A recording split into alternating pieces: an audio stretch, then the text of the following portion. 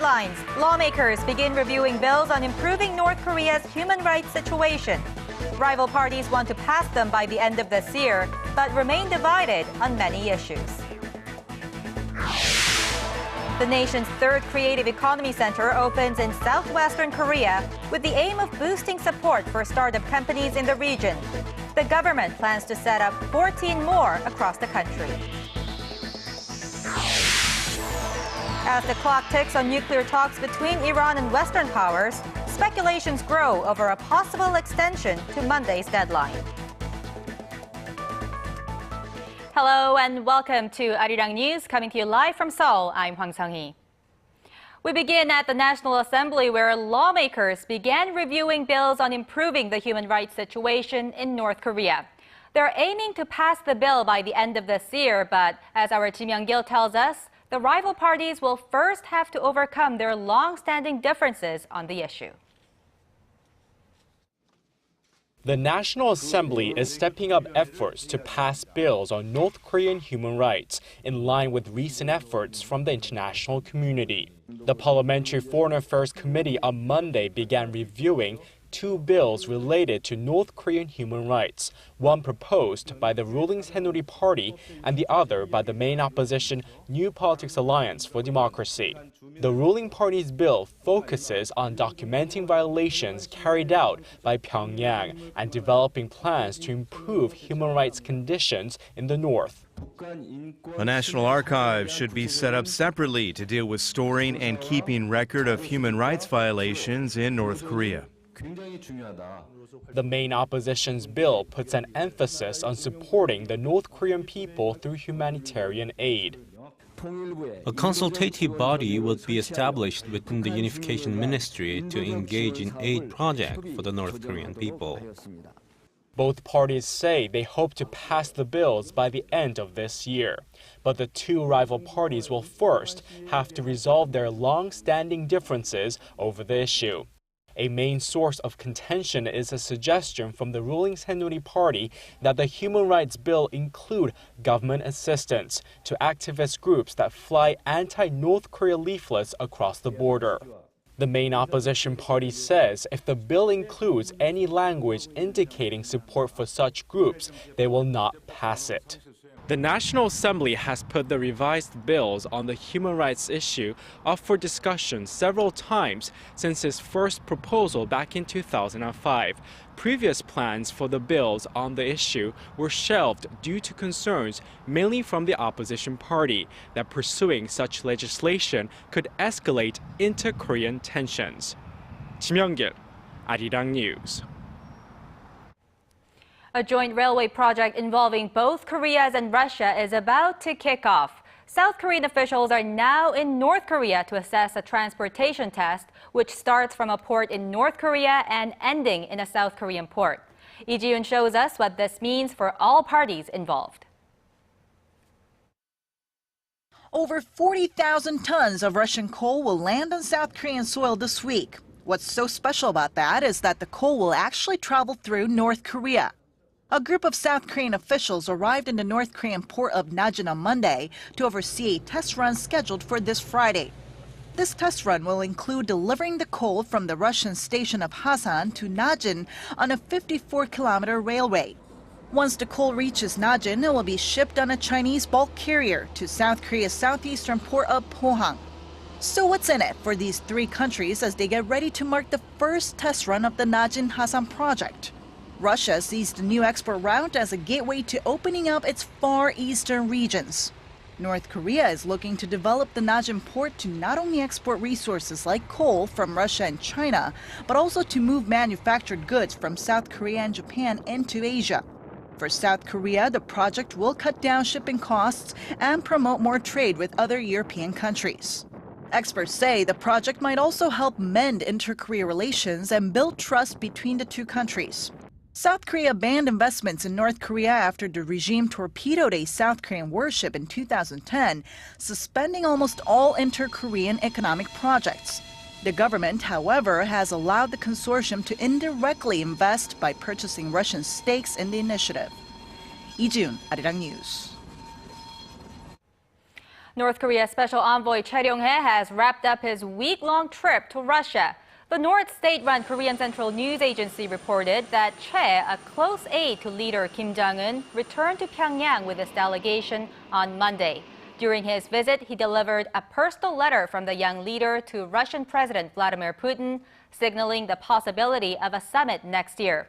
Now, the trip is being seen as Pyongyang's efforts to improve its ties with Moscow as it finds itself on the outs with longtime ally Beijing.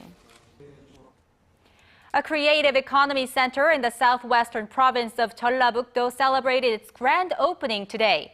President Park Geunhye hopes the center will play a key role in developing Korea's carbon fiber industry. Our Hwang Ji-hye has the details.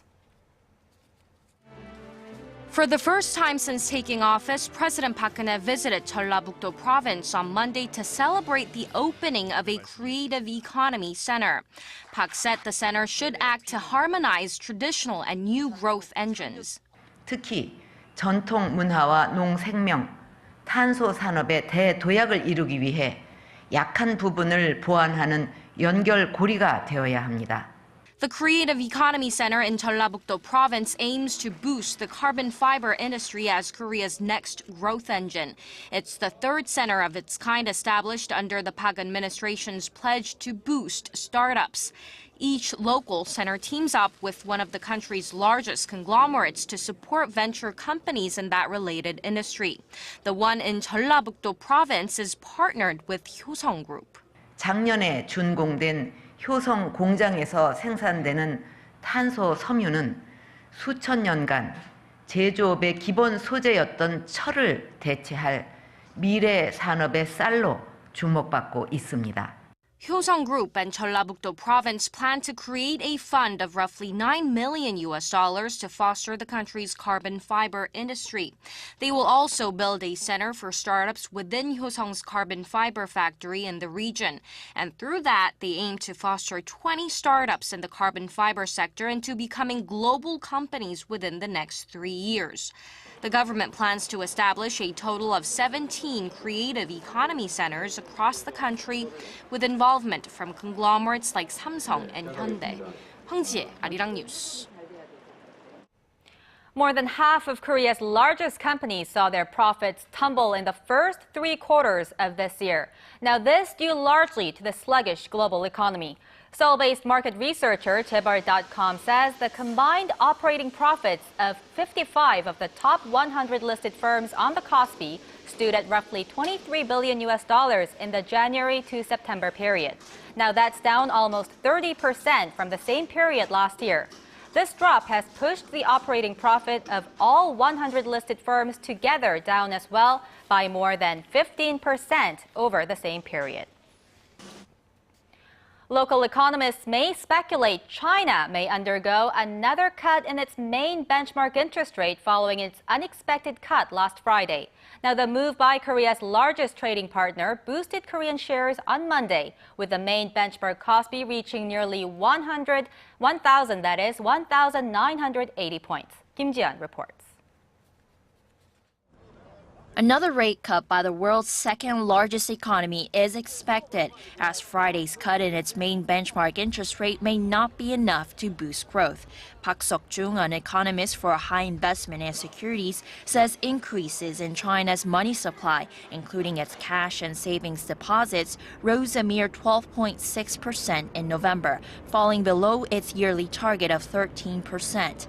Kim Kyung-han, an analyst for Hana Taeju Securities Company, predicts Beijing will cut its main rates by up to 40 basis points in 2015 due to its weak fundamentals concerning consumption and real estate. China's retail sales shrank by 1 percentage point to 12% in the first 9 months of this year, according to China's National Bureau of Statistics. The country's real estate climate index stood unchanged from the previous month at 95 in September, below the benchmark 100, which points to depression in business activity for land capital and sales of real estate. Friday's cut in China's main benchmark interest rate was a first in 28 months, which lowered its one-year lending rates by 40 basis points to 5.6%. The move led to gains in Korean shares on Monday, particularly those related to steel and oil products, as it's expected China will import more of these goods to boost economic activity. Korea's benchmark Kospi rose 0.7% from the previous trading day to close at about 1,980 points, buoyed by expectations the Chinese economy will recover following Beijing's bold stimulus measures. Kim Jeon, ARIRANG News.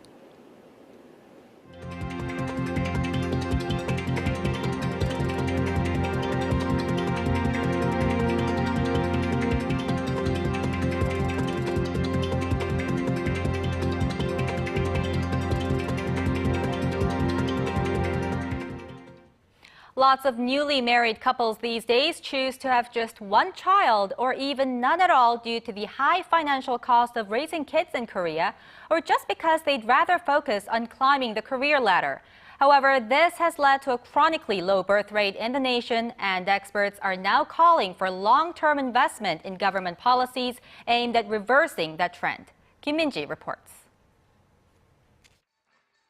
There was a time in the not-so-distant past when Korea promoted birth control and encouraged families to have fewer children. In the 1980s, the nation's population topped 40 million, and the government, acting on the fear that overpopulation would take a toll on food and housing supplies, rolled out a one-child campaign. It worked, and now, along with other factors, Korea has one of the lowest birth rates in the world. Latest figures show that Korea's average fertility rate, which represents the number of children a woman is expected to have during her lifetime, is estimated at 1.3. That's the third lowest among 198 countries and well below the world average of 2.5.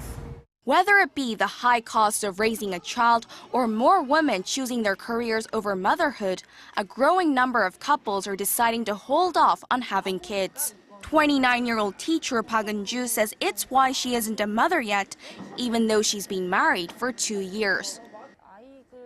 If I have a baby, my life will have to be centered around the child. Also, after becoming a mother, I may not be able to get a good enough job, and this will then lower my overall standard of living. Park and others like her hope the government will offer more incentives like higher family support allowances and tax breaks to encourage women to give birth. OECD data shows the Korean government spending to GDP on such benefits is one of the lowest among member nations. Some experts also say Korea's hyper-competitive society could be another factor keeping the fertility rate down. If the government gives parents assurances that their children will be able to enjoy a standard level of happiness by getting an average education and landing an average job and working diligently, then the birth rate will naturally go up. The expert added the government will have to invest more money and time into strengthening its child care and welfare policies to build public trust in the measures before it can expect to see the birth rate improve. Kim Min-ji, ARIRANG News.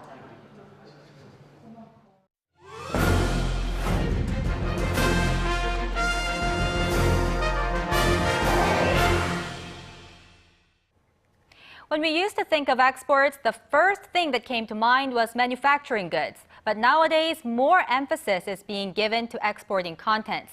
And it's not just limited to Hallyu or Korean wave items. Those in the education industry say they're seeing more opportunities to go global. Here's our Kwon So-ah with this week's Industry Insight.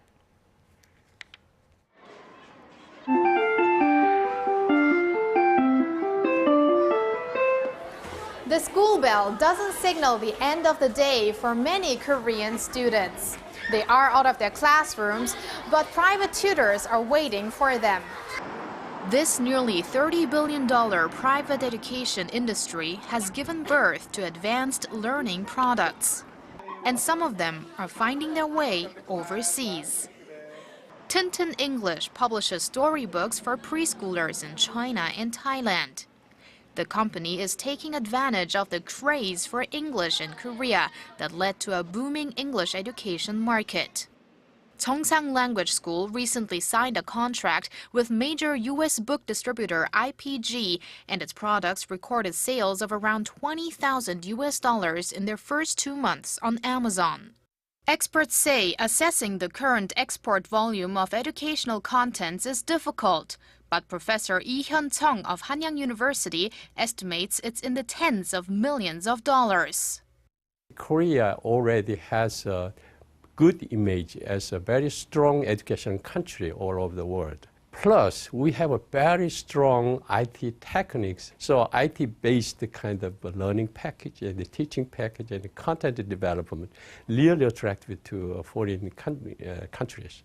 That's combine these two, we can have easily have a second K wave, it's so-called the educational wave, I think.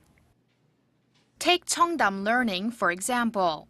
Its tablet PC-based program Loud Class makes the class more interactive as page synchronization and its real-time response system let the teacher and students share notes and communicate with each other easily. The platform also allows instructors to adjust contents to meet changing needs in the class. Hi, Linda. Good to see you.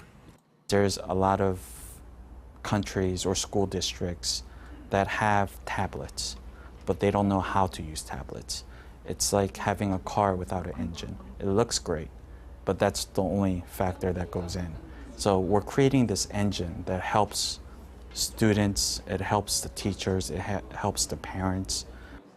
And the company is exporting the platform. In Thailand, Cheongdam kicked off a Loud Class pilot program this week. I think that Korean is the best in terms of the way that you teach, and we think that having more and more experiences from outside that would benefit to our students. The president of IPST added that Thailand should especially be benchmarking Korea's math and sciences curricula.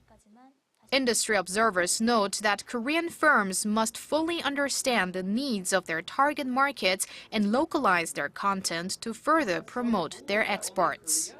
Kwon So-ah, ARIRANG News. Global warming is a subject of concern that most of us are aware of, yet forget or neglect oftentimes to do our share in tackling the issue. But the alarming findings released by the World Bank hint that we might not have the luxury of choice anymore. Park Ji-won has the details.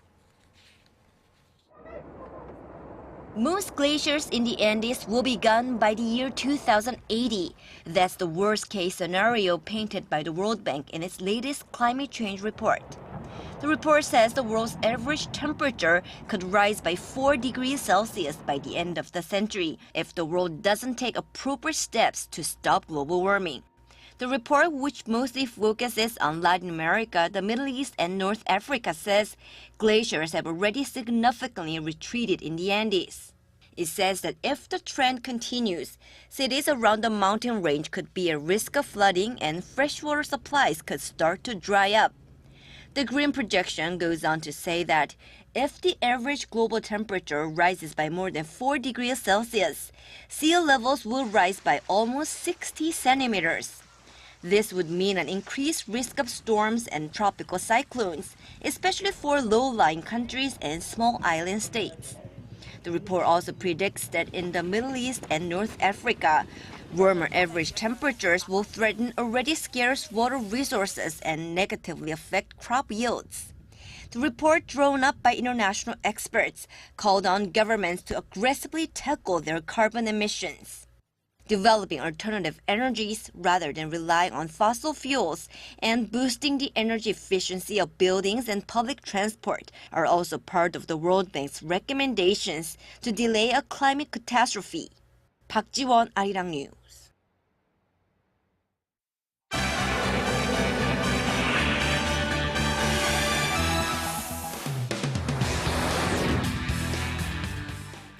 Six world powers and Iran are seeking to reach a last-minute deal on Tehran's nuclear program as both sides make a final push ahead of Monday's deadline. With more, we turn to Paul Lee at the News Center. Paul, are they getting any closer to striking agreement at this point? Well, reports say there's been a flurry of diplomatic activity going on in Vienna where the respective foreign ministers have been locked in negotiations. But with just hours left before the final interim deal expires, time is running out. Our Chae Sun reports. While the 5 permanent members of the UN Security Council and Germany make last-ditch efforts to reach an agreement on Iran's nuclear program by November 24th, expectations are that the deadline will be extended. Officials involved in talks in Vienna on Sunday said a second extension was being considered as the two sides were no way near a comprehensive agreement on Tehran curbing its nuclear development in return for the US and the EU lifting sanctions. The 6 powers already postponed the deadline once back in July. The so-called P5+1 and Iran differ significantly on how much of its nuclear program Iran should give up and when the international community should ease sanctions. Here we're still quite a long way apart, and there are some very tough and complex issues to deal with, but we're all focused right now on trying to get that deal done. While a comprehensive deal is unlikely to be realized by Monday, the BBC, citing Iranian sources, said a political agreement of some sort or a reference to parameters of a future deal may be announced. I won't anticipate the results, but we're continuing to work. We have a final deadline for tomorrow night to find an agreement, but it has to be positive and enable us to work for peace. Amid the uncertainties, Reuters, citing Iranian sources, says Tehran has a plan B that involves turning to Beijing and Moscow, both of which hold veto power at the UN, for diplomatic and economic cooperation if no deal is made in Vienna. The feasibility of that plan, however, is being questioned as China faces a slowing economy at home and Russia is facing its own international sanctions for its intervention in Ukraine. Choi Yu-sun, ARIRANG News. And shifting to the U.S., hundreds of protesters are rallying in the city of St. Louis as they await the final decision by a grand jury on the shooting death of a black teenager. Paul, what's the sentiment like on the streets there? Well, so far, police say the protests through the St. Louis suburb of Ferguson, where the shooting took place, have remained peaceful, but tensions are also running high. The city is bracing for the announcement from the grand jury, which could come as early as Monday. It will determine if Darren Wilson, a white police officer, should be indicted for killing 18-year-old Michael Brown this past August. We ready for whatever happens. Like we have to build ourselves as a community. We're going to make sure that we continue to fight against this injustice against black and brown people. The governor of Missouri had declared a state of emergency and called in the National Guard to keep the peace. And turning to Tehran, a woman who was arrested for attempting to watch a men's volleyball game has been released from prison. Paul, how's her current condition and, more importantly, what's her story? Well, according to family members, she's in safe hands with her parents, but still in Iran's capital city. Gonche Ghavami, who is a British Iranian national, was sentenced to 1 year behind bars for protesting a ban on women from attending men's sporting events. Her brother Aman said the family was surprised but welcomed the early release after 5 months. Britain's foreign ministry says it plans to reopen its embassy in Iran to investigate concerns of Ghavami's treatment while in prison. And finally, the International Space Station has received a fresh crew, including Italy's first female astronaut ever to reach the orbiting station. Paul, give us the details behind this successful mission. Well, the 3-person multinational crew safely docked at the space station on Sunday after traveling some 400 kilometers inside a Russian Soyuz capsule. The rocket had blasted off from Kazakhstan just 6 hours before heading into orbit around Earth. And as you mentioned, Samantha Cristoforietti made the historic trek as part of the European Space Agency. Joining her was NASA's Terry Virts, who will take over command of the space station. Sung-hee? All right, Paul, thanks for those updates. We'll see you back in just about 2 hours.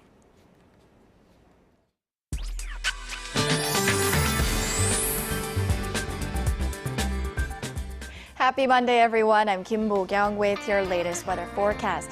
So it was a rather rainy and cloudy start to the week here in Korea, and at the moment some heavy rains of about 20 millimeters per hour is falling over regions along the southern coast. Now, it looks like winter is just around the corner. A pre-heavy snowfall watch has been issued for the mountainous areas of Gangwon province, where 2 to 7 centimeters of snow is stored through tomorrow. As for other regions, tomorrow is shaping up to be a rainy day in most parts of the central regions are looking at about 5 centimeters, while 5 to 20 is in store for most areas down south. This rainfall should gradually clear up by tomorrow morning, but should continue through the evening along the eastern coast. On to Tuesday's readings. Seoul and Daegu hit 14, Busan reaches 15. On to other regions. Jeju makes it to 14, Dokdo 11, Mankumgang hits 1. Those are the updates I have for you now. I'll be back with more after 10. See you then. That will do it for this edition of ARIRANG News. Thanks for watching.